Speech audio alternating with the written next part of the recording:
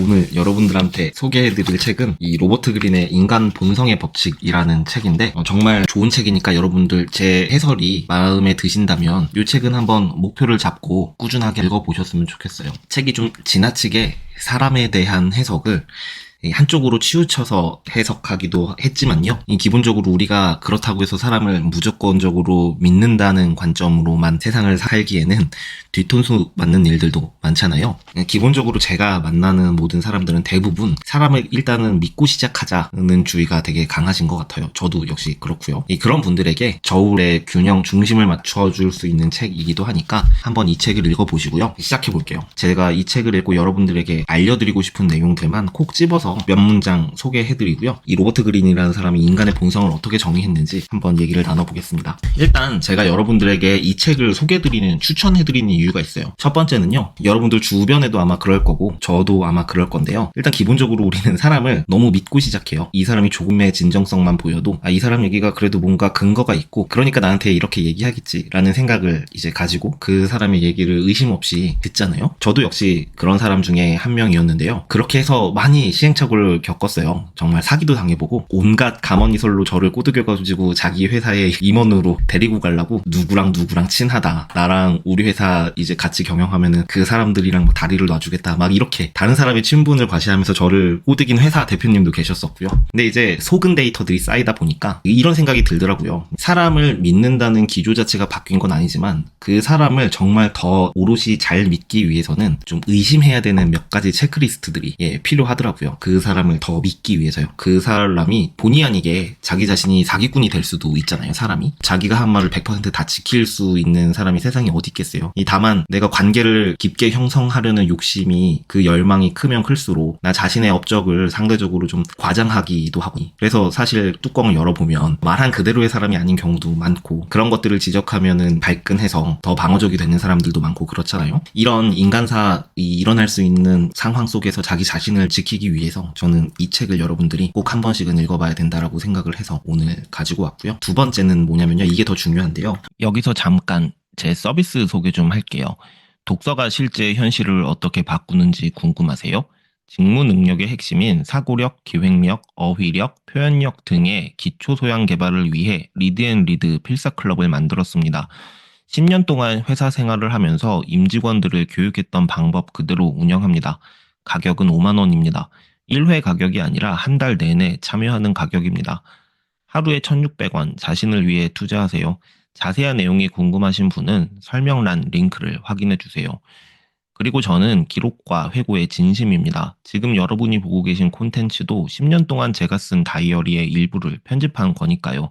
여러분이 어떤 자기계발에 도전하시더라도 결국 기록과 회고로 수렴하실 겁니다. 우리의 기록이 영원히 기억될 수 있게 700여 종의 종이를 테스트했습니다. 이 종이로 노트를 만든 건 국내에서 리드앤리드가 유일합니다. 자세한 내용이 궁금하신 분은 설명란 링크를 확인해 주세요.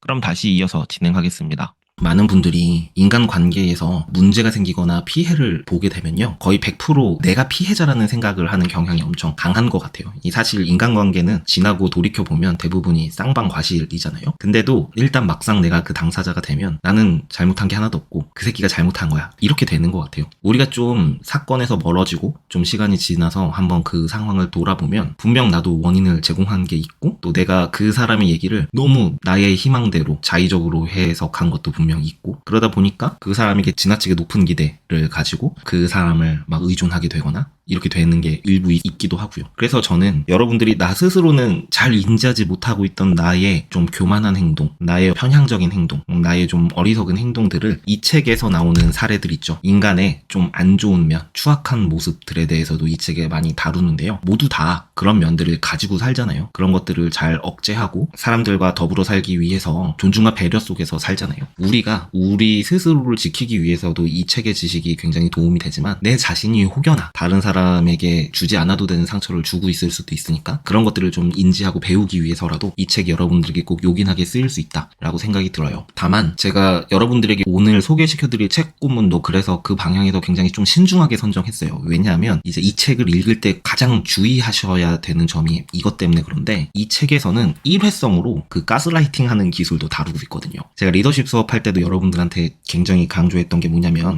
결국 리더십이라는 건 사람과 사람 사이의 관계를 토대로 쌓아가는 건데 내가 그 사람을 딱 한 번 원하는 행동을 하게 만들려고 술책을 쓰면 어떻게 돼요? 그 사람이 한 번은 내가 원한 대로 행동해주겠지만 두 번은 없어요. 왜냐하면 이면에 이 사람이 어떤 계산적인 생각을 하고 나한테 이런 걸로 후킹하는지를 한번 뒤져본 사람들은 다 알잖아요. 내가 이런 가스라이팅 기술에 당하지 말자는 취지로 이 책을 이해하셔야지 내가 지금 여태까지 이 관계에서 나 항상 패배자였는데 이제부터 내가 갑이 되겠다. 이제부터 내가 사람들을 쥐고 흔들겠다. 이렇게 책을 소화하시면 안 돼요. 왜냐하면 마법 같은 기술처럼 보이지만 그렇지 않아요. 여러분들 가스라이터들의 의도는 딱 한 번밖에 여러분들에게 안 먹힙니다. 여러분들은 이 책에 있는 여러 가지 가스라이팅 기술로 사람들을 어쨌든 한 번 들었다 놓으면요. 딱 한 번은 그게 효과가 있을 수 있는데요. 그 다음부터 가장 중요한 여러분들의 평판과 신뢰가 완전 바닥을 치게 될 거예요. 제 해설을 들어보고 이 책에 구미가 생겨서 한번 사서 읽어본다고 생각을 하셔도요. 가스라이팅 기술을 내 걸로 만들어 자유자재로 쓴다가 아니라요. 내 주변에 이런 가스라이팅 기술을 나한테 쓰는 사람들로부터 나 자신을 지키기 위해 이 지식이 필요하다. 이 관점으로 이 책을 보셔야 합니다. 네, 그러면 여러분 제가 오늘 여러분들을 위해 준비한 문장 하나씩 읽어드리고 제 생각을 한번 말씀드려볼게요. 이 책의 128페이지에 나오는 구절인데요.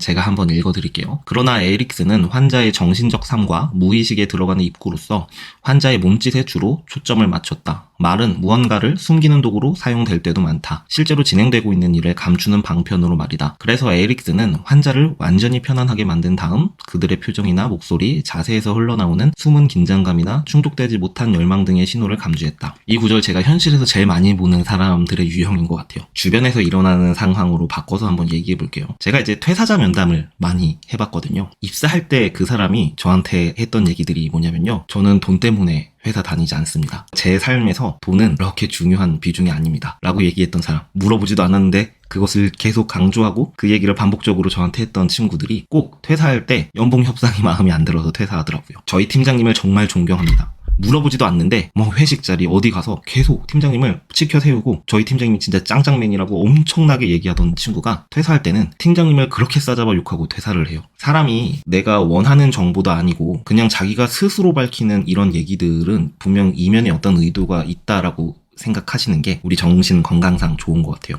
128페이지에 나온 얘기와 이어서 134페이지에 나오는 얘기들까지 읽어드리고 제 생각을 좀 더 부연해볼게요. 인간이 나누는 모든 의사소통 중에 65% 이상이 비언어적인 소통이지만 그 중에 사람들이 인지하고 내면화하는 정보는 겨우 5%에 불과하다고 추정된다. 인간관계에서 우리가 기울이는 주의력은 대부분 사람들이 하는 말에 쏠려 있다. 실제로 말은 사람들의 진짜 생각이나 감정을 감추는데 더 많이 사용되는데 말이다. 비언어적 신호는 상대가 말로써 강조하려는 내용과 메시지의 숨은 뜻 그리고 의사소통의 뉘앙스를 알려준다. 이 내용과 연결해서 제가 말씀드리는 사례들을 들어보시면 훨씬 더 좀 피부로 오실 것 같아요. 제가 면접을 볼 때도 이런 방식으로 면접을 보거든요. 저는 사람들이 면접을 볼 때 면접관 앞에서 하는 얘기를 고지고대로 듣지 않아요. 특히나 여러분들 이제 면접 자리에서 이런 질문 다 받아보셨죠? 우리 회사에 왜 지원하셨는지 이런 동기 같은 거 다 질문 받아보셨죠? 저도 면접을 봐봤으니까요. 그쵸?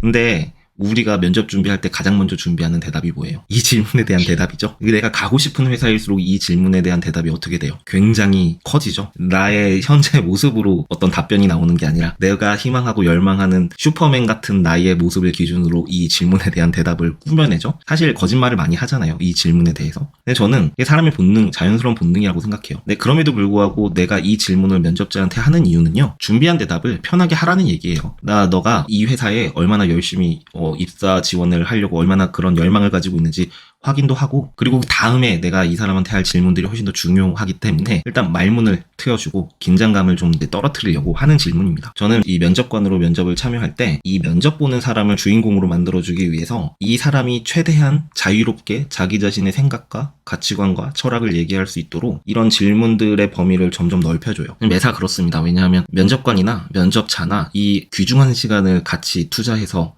서로 어떤 역량을 가지고 있는지를 가늠해보는 자리잖아요. 그런데 그 시간 동안 면접관이 면접자의 그런 소양이나 역량, 자질, 인성, 가치관 이런 것들을 잘 드러내게 대화를 많이 만들어내지도 못하고 또 그 면접자는 너무 지나치게 위축돼서 자기 생각을 잘 밝히지 못하면 그 면접은 서로에게 별로 좋지 않은 면접이잖아요. 시간만 낭비한 거죠. 그래서 저는 이렇게 상대방이 대답하고 자기 자신의 소신을 밝힐 수 있는 주제로 대답할 수 있는 범위를 넓혀가는 형태로 면접을 많이 운영해봤어요. 그러면 아무리 소극 적극적이고 소심하고 내성적인 사람도 자기가 좋아하는 주제, 자기가 잘 아는 분야가 나오면 이렇게 말문이 트이면서 굉장히 다양한 대화를 하게 되고, 말할 때 보여지는 눈빛, 표정, 제스처, 사용하는 단어들, 이런 것들을 보면서 이 사람이 어떤 사람인지, 어떤 가치관을 가지고 있는지 이제 제가 관찰할 수 있는 소스들이 엄청 많아지는 거죠. 그리고 보통 이렇게 폭넓게 대화를 시도했을 때 말문이 트이는 분들은 다 대부분 괜찮으신 분들이세요. 그런데 거짓말이 일상적인 좀 획일적인 테이커 같은 친구들은요, 이렇게 내가 포괄적으로 이 사람을 주인공으로 이제 스포트라이트를 쏴주면요, 그게 나를 압박한다고 느끼는지 굉장히 대답이 가면 갈수록 짧아지고 이 면접 분위기를 굉장히 냉각시켜요.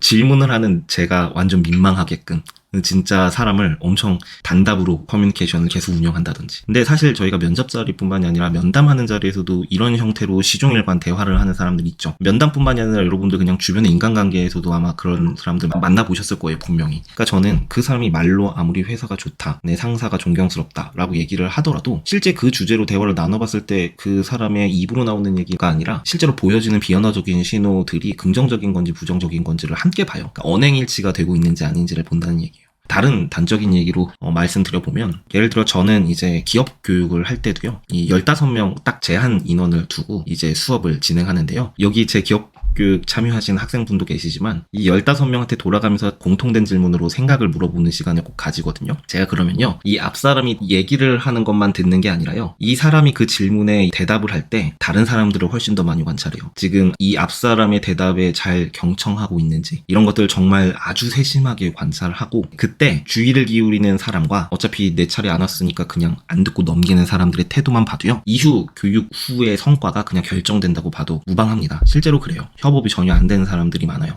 경청하지 못해서. 또 내가 말을 마치고 나서 말을 마친 사람이 그 다음에 어떤 행동을 하는지, 어떤 태도, 어떤 자세를 가지는지도 되게 주의 깊게 관찰해요. 내 말이 끝나자마자 다음 사람의 얘기에 귀 기울이려는 태도, 비언어적인 신호들을 가지고 있는 사람들은요, 이 수업이 끝나기 전에 성과를 내요. 내가 전달하려는 메시지를 하나라도 잘 이해하고 그걸 실행하려고 노력하고요. 근데 어떤 사람은요, 자기 차례가 끝나자마자 딴짓하거나 자기 할 일 하는 사람들이 있어요. 저는 그런 사람들이 믿지 않아요. 왜냐하면 그 사람들 어차피 협업도 못할 테니까. 사람이 입으로 자기 자신에 대해서 얘기하는 것보다 방심했을 때 보여지는 이 여러 가지 비언어적인 신호들이 사실과 가까울 때가 훨씬 더 많기 때문에, 저는 그 사람이 입으로 하는 얘기와 그 사람이 그 얘기를 할 때 표정과 몸짓, 이런 것들을 더 많이 보고요, 그 사람이 대화가 끝나고 나서 태도나 자세, 표정, 이런 것들을 훨씬 더 많이 관찰해요. 그런 것들을 보면 그 사람이 어떤 가치관을 가지고 있는지, 그 사람이 앞에 있는 사람, 앞에 말하는 나를 정말 존중해주고 있는지 아닌지를 보다 명확하게 판단할 수 있기 때문이에요. 그러니까 여러분, 이 128페이지와 134페이지에 걸쳐 나온 인간이 나누는 모든 의사소통 중에 65% 이상이 비언어적인 소통이라고 되어 있잖아요. 우리가 그 비언어적인 소통들을 통해서 그 사람의 진위, 그 마음속에 있는 진짜 생각을 읽어내려는 연습, 훈련들을 하셔야 됩니다. 할 수 있어요. 꼭 셜록 홈즈 같은 재능이 필요가 없어요. 이거는 누구나 다 할 수 있는 거예요. 관심을 가지지 않아서 그렇거든요. 우리 모두 앞에 사람의 표정을 보고 이 사람이 나를 좋아하는지, 나를 싫어하는지, 나를 증오하는지, 경멸하는지 표정만 봐도 다 알아차리잖아요. 그렇죠? 이런 것들을 캐치하면 된다는 얘기예요. 너무 어렵게 생각하지 마세요.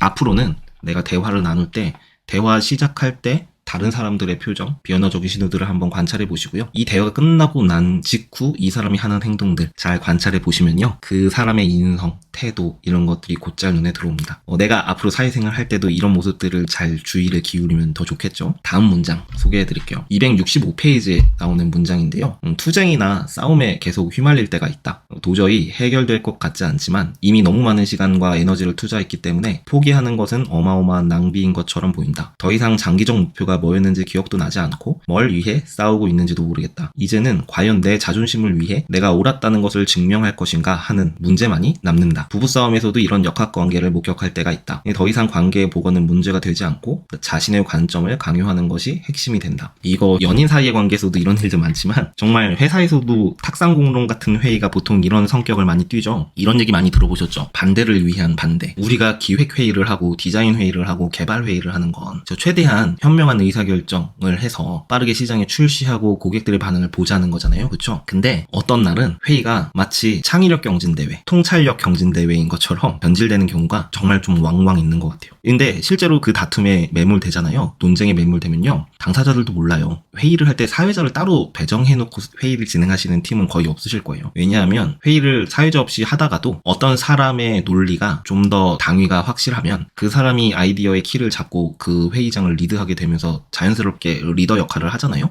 근데 이것과 별개로 회의에는 진행자가 필요해요. 그러니까 리드하는 사람이 생겨날 때까지 난상 토론을 해야 되는 게 아니라요. 어떤 사람에게 발언 기회를 주고 어떤 사람의 발언을 차단하고 한 걸음 뒤에서 이 회의의 방향이 어떻게 가고 있는지를 통제할 수 있는 권한을 가진 그런 진행자가 필요해요. 아무리 작은 회의더라도요. 이 생각보다 각자의 논리에 대해서 논리의 당위를 증명하는 그 논쟁 속에 나의 논리의 허술함을 지적받는 그 순간이 언제는 되게 너무나 기쁘고 와 내가 몰랐던 점을 다른 사람이 캐치해줬다는 사실에 감사함을 느낄 때도 있지만 사람의 마음이 편협하고 좁아서 이런 지적을 막 감당하기 어렵고 막 갑자기 그 마음 깊숙한 곳에서 울컥울컥 올라오는 때도 있거든요. 저도 그래요. 저도. 그러면 저도 모르게 굉장히 반대를 위한 반대, 그 생각이 잘못됐다는 걸 막 어떻게든 논증하려고 대화를 이어가기 시작하는데 그때부터 회의가 개판이 됩니다. 그러니까 내가 스스로 이런 것들을 메타인지 잘하면 좋겠지만요. 사실 그게 쉽지 않아요. 한 대 맞으면 못 참잖아요. 우리 서로 신사적으로 잘 싸우면 안 됩니다. 그렇기 때문에 꼭 진행자를 배석해서 회의체를 운영하시길 바라고요. 265페이지에 이어서 266페이지에 저자가 제안하는 해법이 있어요. 읽어드릴게요. 유일한 해결책은 이런 싸움으로부터 잠시 혹은 영원히 물러나는 것이다. 말로 이기지 말고 행동으로 이겨라. 다시 장기적 목표를 생각해라.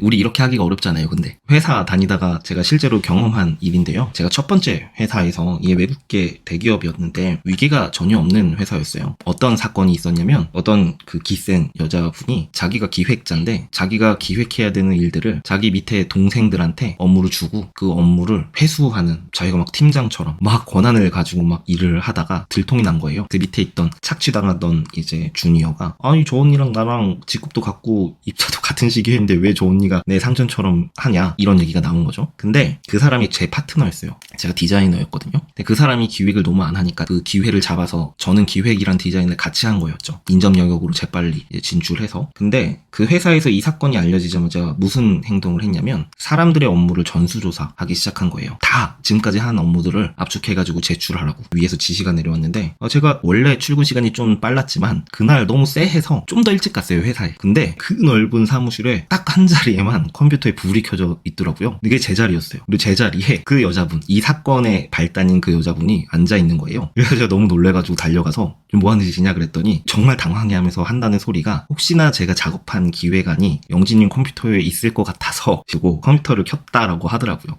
사실은 포트폴리오 훔치려고 한 거면서. 네, 그래서 제가 그때 그 일을 겪고 처음으로 컴퓨터를 이제 잠궜어요. 비밀번호 없이 그냥 누구나 이제 원본 파일, PSD 파일 같은 거 그때만 해도 되게 귀했거든요. 그런 것들 그냥 누구나 다 그냥 가져다 쓸 수 있도록 원래 패스워드 안 걸어놓고 썼었는데 그때 처음으로 잠갔어요, 그걸. 근데 그때부터 저한테 이상한 소문이 퍼지는 거예요. 정말 뒤에서. 누가 이런 소문을 냈는지는 저는 모르겠어요. 의심, 심증은 가죠. 그때부터 저를 잘 알지도 못하는 사람들이 저한테 일을 똑바로 하라고 아침에 출근하면 저한테 막 정색을 하면서 막 지적을 하질 않나. 아니 도대체 그 기획자 언니한테 뭘 그렇게 잘못했길래 그 언니가 맨날 야근하면서 우냐고 영진 욕하면서 온갖 잡소문이 막 진짜 주위를 엄청 괴롭히는 거예요 저를. 이제 그날 진짜 그때 너무 회사 다니는 게 힘들어가지고 일도 일인데 제가 그때 처음으로 막 진짜 회사를 그만둘까? 막 이런 생각을 많이 했던 것 같아요. 뒤에서 바보 되는 일들, 나는 진짜 모르는 일들로 가지고 온갖 막 소문들이 이제 저에 대한 이야기들이 막 생산되니까. 근데 이제 그것 때문에 너무 힘들어가지고 당시에 이제 디자인을 총괄하고 계시는 외국 본사에 계신 헤더분이 용캣도 본사에 있어가지고 좀 대화를 나눌 기회가 있었는데 자기가 회사 생활할 때 가장 크게 목표로 삼는 게 적을 만들지 말자래요. 근데 그 얘기를 나한테 왜 해주시지? 저는 좀 처음에는 그렇게 생각을 했었거든요. 근데 제가 이제 좀 돌아와서 깊게 생각을 해본 건 아니지만 좀 의사결정을 한 게 어차피 내가 여기에 맞불을 놓는 것보다 이 소문들을 일일이 해명하고 저 그런 사람 아니라고 막 얘기하는 것보단 어차피 내가 직접 한 일도 정말 하나도 없고 나는 잘못한 거 없으니까 그냥 묵묵하게 내가 맡은 일에 최선을 다하면서 성과 잘 내면 언젠가는 나 이제 알아주겠지 이런 생각을 했어요. 그러니까 제가 지금 266페이지에 그 말로 이기지 말고 행동으로 이겨라 이 구절을 저는 실천했던 것 같아요. 장기적인 목표를 생각하면서. 그랬더니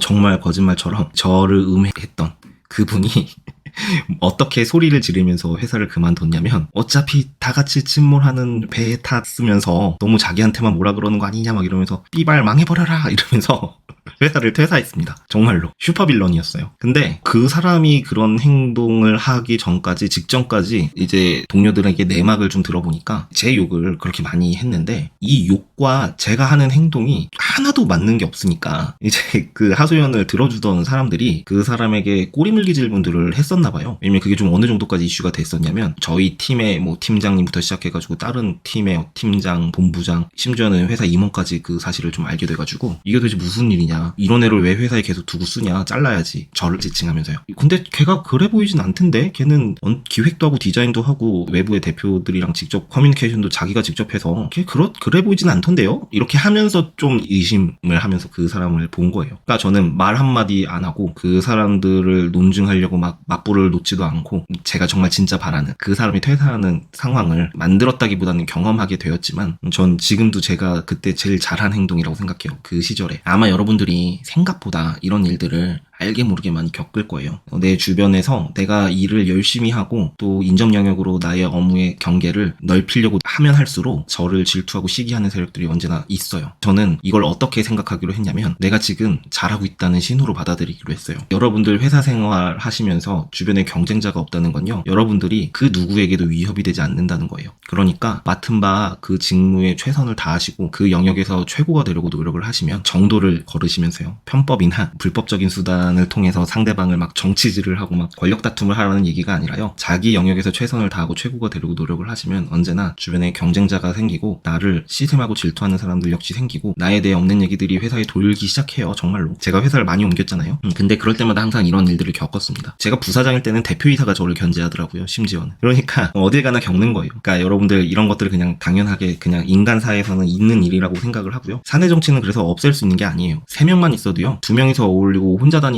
일들이 벌어지고요, 4명이 생기면 둘씩 짝지어 다니고요, 5명이 생기면 셋둘씩 짝지어 다닙니다. 결국은 끼리끼리 몰려 다니고요. 아무리 좋은 사람들 다 가려 뽑아도요. 그러니까 사내 정치를 없애려고 하기보단 리더분들은요 좀 좋은 방향으로 커뮤니케이션이 될 수 있도록 사내 정치의 방향을 긍정적으로 일적으로 만들어지게 잘 조율해 주시면 되고요, 없애려고 하지 마시고요. 헛된 노력입니다. 근데 내가 사내 정치에 지금 정쟁에 휩싸여서 지금 듣지 않아도 되는 소문 구설수에 이제 휩쓸려 정말 힘든 회사 생활을 혹여나 하고 계신 분들이 있다면요, 그거 너무 힘든 상황이라고 스스로 계속 되새김질하면서 두 번째 화살을 스스로 맞지 마시고요, 당연히 그냥 있을 수 있는 일이고 내가 일을 꽤 잘하고 있다 이렇게 생각하시면 되겠어요. 실제로 그럴 테니까. 290페이지 한번 읽어드릴게요. 꼭 알아야 할 점은 이것이다. 사람들에 대한 영향력, 그에 따른 권력은 사람들이 상상하는 것과는 정반대의 방법을 취해야 얻을 수 있다. 우리는 보통 나를 최대한 멋있게 보여주어 내 아이디어를 가지고 상대를 홀리려고 한다. 우리는 지나간 업적을 한껏 부풀리고 내가 대단한 것을 갖고 있다고 약속한다. 정직이 최선이라고 믿으며 상대에게 호의를 부탁한다. 그러나 정작 우리가 깨닫지 못하고 있는 것은 모든 관심이 우리 자신에게 집중되어 있어서 그런 믿음이 생긴다는 사실이다. 지금처럼 자기 몰두가 점점 심해지는 세상에서 이런 전략은 상대방의 관심이 더 내부로 향하게 만들고 나의 관심사가 아니라 그들의 관심사에 더 집중하게 만들 뿐이다. 제가 이거 꼭 말씀드리고 싶어요. 제가 책에서도 아주 자세하게 다룬 파트가 기버와 테이커와 선택적 기버에 대한 얘기잖아요. 제가 기버의 자세로 회사 생활을 해야지만 결국 나의 신용과 평판이 커지고, 직장 생활을 할 때 이 마인드셋을 체화시키지 못하면 내가 자영업을 하든 사업을 하든 나의 평판을 어떻게 관리해야 되는지 그 방법 자체를 모르기 때문에 사업을 시작한다고 하더라도 매출을 어떤 방식으로 만들어내야 되는지 잘 몰라요. 제가 메타에 광고 돌리면 무조건 유입돼서 전환되나요? 되던가요, 여러분들? 절대 안 돼요. 일단 고객이 나를 믿게 해야죠. 그러려면 일단 고객에게 줘야 돼요. 내가 줄 수 있는 걸 줘야 된다고요.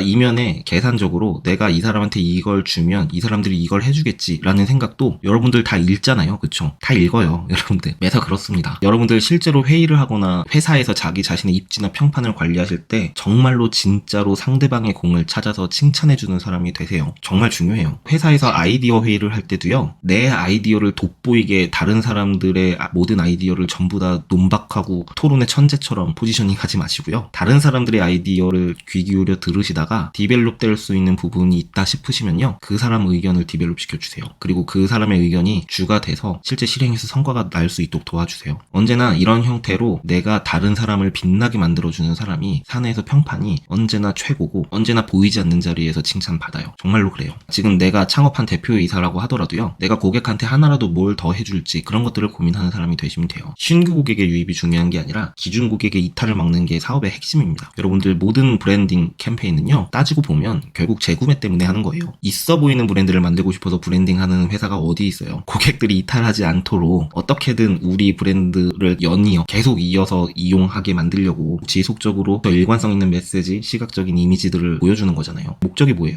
재구매잖아요. 그냥 심플하게. 근데 내가 이미 어장안의 물고기라고 기존 고객을 소홀히 하고 신규 고객들을 유치에만 막 집중하면 기분이 좋아요? 좋을 것 같으세요? 내가 고객인데? 기분 안 좋잖아요. 그렇죠? 그러니까 창업을 꿈꾸고 있는 사람 혹은 지금 내가 사업을 운영하고 있는 사람이라면 지금 진짜 가진 거 없는 완전 초반에 나를 믿어주고 나에게 돈을 지불하고 내 서비스를 이용한 그 고객들을 잊지 말고 그들을 어떻게 계속 소통하고 케어할 수 있는지 그 방법들을 계속 고민하셔야 됩니다. 지금 이 줌에도 제가 거의 모두의 사수 1기 때부터 인연을 맺으신 분들 제가 따로 단톡방 운영하고 있어요. 그 단톡방에도 꼭 독서 해설 할 때마다 줌 링크 드리거든요. 그거 전부 다 제가 막 입속을 차리려고 하는 거 아니에요. 정말 감사해서 제가 독서 사수라는 독서 모임을 1기 5만원 받고 처음에 모두의 사수 서비스를 론칭했는데 그때 모여주신 15명이 없었으면 저는 지금까지 사업을 유지하지 못했을 거예요. 엄청 사업은 아무나 하는 거 아니구나라고 생각하면서 다시 직장 생활을 하고 있었을 수도 있죠. 하지만 그분들 덕에 용기를 얻고 지금까지 2년 3년 동안 지속하고 있잖아요. 그러니까 매사 그렇습니다. 일이라는 게 결국은 사람과 사람 사이의 관계에서 발생하는 것이고 내가 해결해 줄 수 있는 문제를 가진 사람을 최대한 내 역량 혹은 내가 배워서라도 해결해 줄 수 있는 마음의 자세, 책임감, 신뢰 이런 것들을 가지고 있으면요. 일들은 다 잘 될 수밖에 없는 것 같아요. 그러니까 여러분들도 회사 안에서 자기 자신의 평판을 이런 방식으로 잘 관리하셨으면 좋겠고요. 사업을 하시는 분들도 꼭 이렇게 고객들 간의 신뢰 정말 목숨처럼 중요한 거니까 잘 관리하셨으면 좋겠어요. 291페이지의 문장을 읽어드리면 아마 훨씬 더 와닿으실 건데요. 대화의 진짜 목적은 남들의 재기를 끌어내는 것이지 당신의 재기를 많이 보여주는 게 아니다 라고 써 있습니다. 저는 이 말에 1000% 공감해요.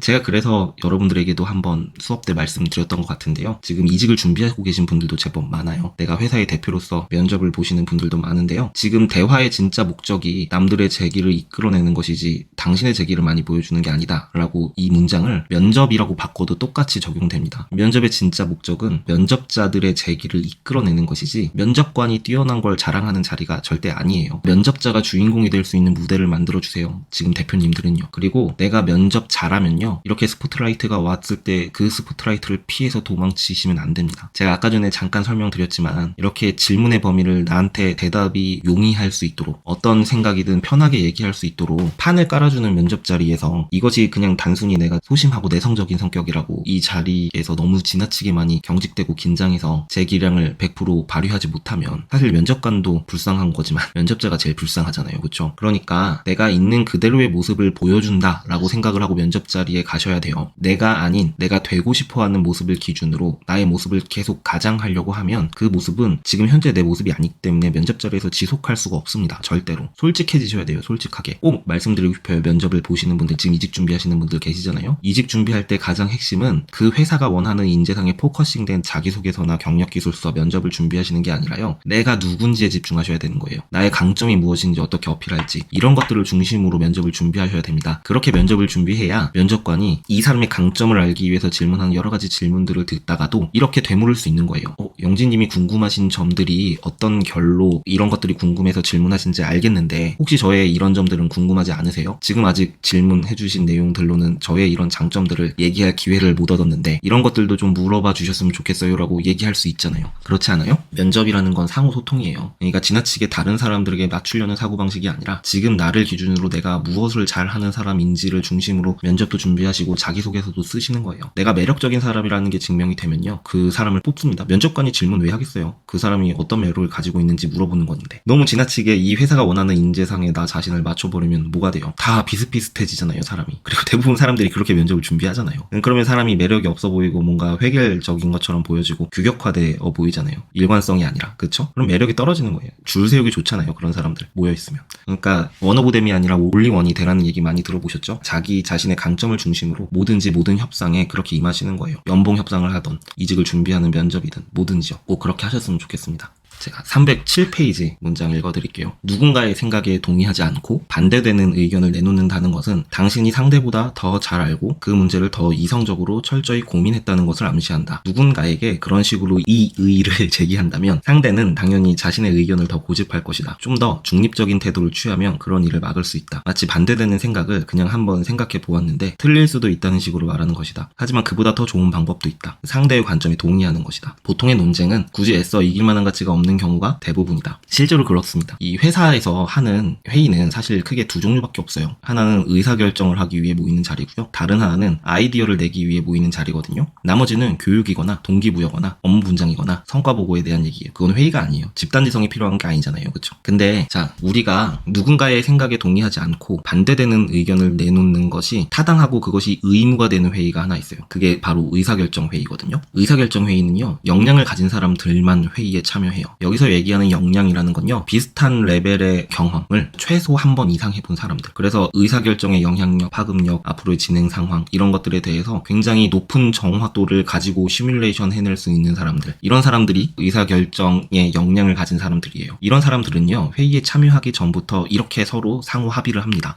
영진님, 제가 얘기하는 것이 좀 불편하거나 불쾌하더라도 조금만 참아주세요. 이게 상호 합의가 돼야 돼요. 왜냐하면요, 이 두 사람의 갑론을박이 이 프로젝트의 성패를 좌우하게 될 수도 있거든요. 뭐 쉬운 예로 한번 볼까요? 제가 모두의 사수 서비스를 보다 많은 직장인 분들에게 전달하고 싶어서 마케팅 대행사를 하나 선정하려고 해요. 예를 들어서 퍼포먼스 마케팅 대행사도 있고 바이럴 마케팅 대행사도 있어요. 이 두 대행사가 일하는 방식도 다르고 아웃풋도 다르죠. 이것에 대해서 의사결정을 해야 되는데 한쪽 퍼포먼스 마케팅 대행사를 주장하는 사람과 또 다른 쪽 바이럴 마케팅 대행사를 써야 된다고 주장하는 사람이 자기의 논의를 경쟁하지 않고 조율하고 타협하면요, 무슨 일이 벌어지는지 아세요? 너 말도 맞고 내 말도 맞다. 엄청 답답한 거 아시죠? 그냥 A 플러스 B 안이 나와요. 돈은 많이 쓰고 성과는 하나도 없는. 둘이 피 터지게 싸워야 그 안에서 최선의 선택지가 나오는 겁니다. 그래서 의사결정 회의는 이것을 전제로 하는 거예요. 그렇지만 다른 회의 있죠. 다른 대화에선 싸울 필요가 없어요. 정말로요. 여러분들 한번 잘 생각해보세요. 우리 회사 생활하면서 인간관계가 정말 제일 힘들죠. 제가 어느 정도 경력이 쌓이고 나서부터는 일을 못한다고 이직하려는 사람을 본 적이 없는 것 같아요. 특히 한 2, 3년 차, 4, 5년 차, 뭐 6, 7년 차, 10년 차도요, 내가 일을 못해서 이직한다고 하는 사람 본 적이 없어요. 대부분은 관계 때문에 이직해요. 상사가 거지 같아요. 밑에 있는 팀원이 개떡 같아요. 내가 계속 잘라달라고 했는데 회사는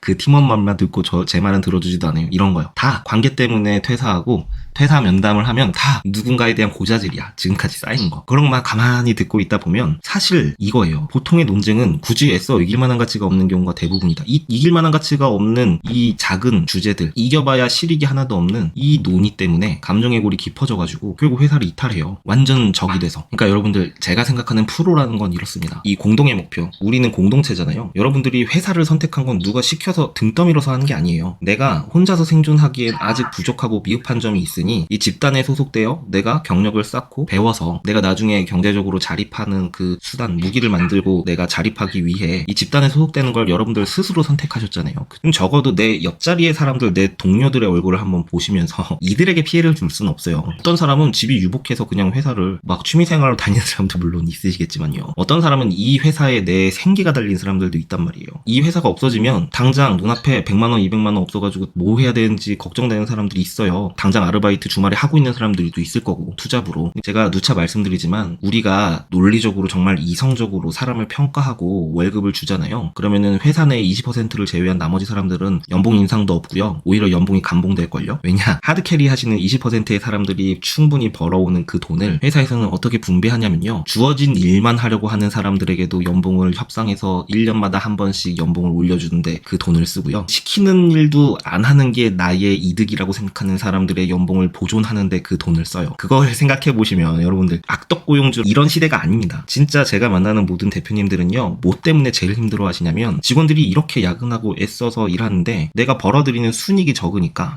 돌려줄 게 없는 거야. 사람들이 열심히 일하는데 이 사람들의 월급을 어떻게 올려주지? 줄 게 없는데. 그래서 많은 창업 대표들이 자기 월급을 초반에 안 가져가요. 네, 정말 안 가져가요. 네, 6개월, 7개월 동안 그냥 무일푼으로 명함에만 CEO 적혀 있는 거지 직원들 월급 다 주고 몇십만 원 생활비만 가져가는 대표님들이 얼마나 많은데요. 정말로 그렇습니다. 혹여나 회사 안에서 이렇게 그 관계를 대립해서 막 갈라치기 하려는 그런 사람들이 있으면 조심하시고요. 경영진들도 다 사람이고 밑에서 일하는 팀원들도 다 사람이고 우리가 똘똘 뭉쳐서 경제가 굉장히 저성장이고 이제 돈 벌기 힘들잖아요. 취업도 힘들고 지금 이 회사 망하지 않도록 열심히 옆자리 동료들을 위해서 일하고 노력하셔야지 됩니다. 그렇게 해야지만 내 평판과 신용이 커지고 어디 회사를 가도 인정받고 동료들로부터 신용을 얻을 수 있는 사람이 되실 수 있어요. 그러니까 조금만 더 자기 자신을 믿고 또 다른 사람들을 믿고 너무나 지나치게 사람을 테이킹하는 그 테이커들로부터 자기 자신을 좀 지키시면서요. 내가 믿고 의지할 수 있는 사람들을 내 곁에 최대한 많이 모아두시면서 회사 생활 잘 하셨으면 좋겠어요. 308페이지 문제 한번 읽어드릴게요. 별로 중요하지 않은 이런 문제에서 이런 식으로 사람들의 방어막을 낮춰놓으면 더 중요한 문제에서 사람들을 당신이 원하는 방향으로 움직이게 만들고 양보를 받아낼 수 있는 여지가 훨씬 커진다. 제가 대체로 그래요. 저는 중요한 의사결정에서 저의 논리가 충분하게 매력적이고 이것이 앞으로 회사의 먹거리를 가져오는 것에 믿어 의심치 않는 진짜 확신이 있으면요. 절대 안 져요. 정말 피 터지게 싸워요. 의사결정 회의에서. 언제나 그래왔어요. 근데 이걸 제외한 나머지는 전부 다 다른 사람한테 맞춰줬어요. 아이디어 회의 때 제가 아이디어를 막 진짜 다른 사람들 5개, 10개 가져올 때 진짜 막 30개, 50개씩 적어오기도 했거든요. 근데 다른 사람들이 하는 얘기 중에서 디벨롭 될 만한 의견들이 있으면 제가 미리 정리해놓은 30개, 50개의 의견 얘기도 안 했어요. 그 사람의 의견을 어떻게든 디벨롭 시켜주고 어떻게든 실제 실행할 수 있도록 도와줬고요. 그리고 재밌는 건요. 이런 저의 노력을 사람들이 알아요. 서로 그렇게 해줘요. 누가 먼저 하냐의 문제예요. 이거는 정말. 그러니까 여러분들 꼭 그런 식으로 다른 사람들을 잘 배려하고 다른 사람을 돋보이게 노력하시면요. 회사 전체가 서로를 돋보이게 만드는 사람들의 에너지로 굉장히 진짜 살맛나는 회사 분위기 만들어지니까 서로 눈치 보면서 내가 이런다고 사람들이 해줄까? 안 해주면 뭐 어때요? 어차피 내가 이 회사에서 뭐 영원히 살 거 아니잖아요. 이 회사가 정말 그 정도로 형편없는 회사면 이직 잘 준비해서 이직하시면 되죠. 더 좋은 회사로. 나와 비슷한 생각, 관점을 가지고 있어서 회사가 쑥쑥 성장하고 있으면 그런 회사에 다니는 사람들은 제가 말씀드린 것처럼 서로 양보하고 배려하는 사람들이 모여있기 때문에 성장하는 거예요. 이기적으로 안 굴고. 회사라는 건 실체가 없다니까요. 내 옆자리 동료들이 어떤 텐션으로 일하고 있고 어떤 어조로 말하고 있는지가 그 회사의 문화고 그 회사의 역량이에요. 내 옆자리의 동료들이 굉장히 높은 텐션으로 열심히 일하고 있는 조직에 가면 망할 수가 없어요. 그 회사가. 그런 회사들 잘 골라가시면 됩니다. 그러니까 여러분 면접관도 그래서 면접하셔야 되는 거예요. 여러분들의 면접관이 여러분들의 직속 상관이 될 가능성이 제일 높으니까. 자, 마지막으로 316페이지에 있는 내용 읽어드릴게요. 종종 사람들은 순전히 본인의 의지를 관철시키기 위해 남이 부탁하는 일을 안 하려 들기도 한다. 만약 당신이 상대의 반항에 진심으로 동의하면서 지금 하는 대로 계속하라고 말한다면 이제는 그들이 그 일을 계속하는 것이 당신의 조언을 따르는 게 된다. 그들은 그런 것을 아주 싫어한다. 그들은 다시 반항하면서 반대 방향으로 자신의 의지를 관철시키려고 할 것이다. 그 반대 방향은 당신이 줄곧 바랐던 일이고 이게 바로 반대 심리의 핵심이다. 제가 이 책에서 나오는 여러 가지 가스라이팅 기술 중에서 그래서 여러분들이 자기 자신을 스스로 지키기 위해서 알고 계셔야 되는 기술 하나를 좀 소개해 드릴게요. 사람의 반대 심리에 대한 얘기인데 우리 옛날부터 대대로 전해 들어오던 얘기 있죠. 청개구리 심보. 마음이 좀 모나고 성정이 곱지 않으신 분들은 꼭 그렇게 반대를 위한 반대 때문에 주변 사람들이 힘들게 해요. 근데 그 경영자도 그렇고 주변의 사람들도 그렇고 지금 어찌됐건 간에 손이 부족해가지고 그 사람을 즉시 해고하지 못하는 상황일 수도 있잖아요. 그리고 또 여러분들